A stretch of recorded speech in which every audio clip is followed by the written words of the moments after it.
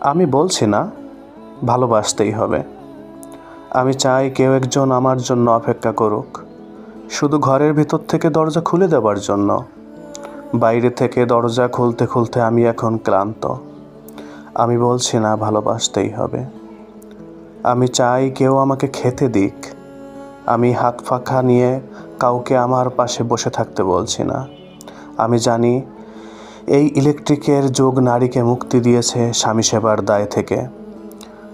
আমি চাই একজন জিজ্ঞেস করুক আমার জল লাগবে কিনা, নুন লাগবে কিনা, পাট শাক ভাজার সঙ্গে আরও একটু তেলে ভাজা শুকনো মরিচ লাগবে কিনা। এঁটো বাসন, গেঞ্জি, রুমাল আমি নিজেই ধুতে পারি। আমি বলছি না ভালোবাসতেই হবে। আমি চাই কেউ একজন ভিতর থেকে আমার ঘরের দরজা খুলে দিক। কেউ আমাকে কিছু খেতে বলুক, কাম বাসনার সঙ্গী না হোক, কেউ অন্তত আমাকে জিজ্ঞেস করুক তোমার চোখ এত লাল কেন।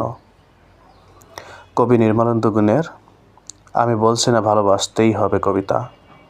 ধন্যবাদ সবাইকে।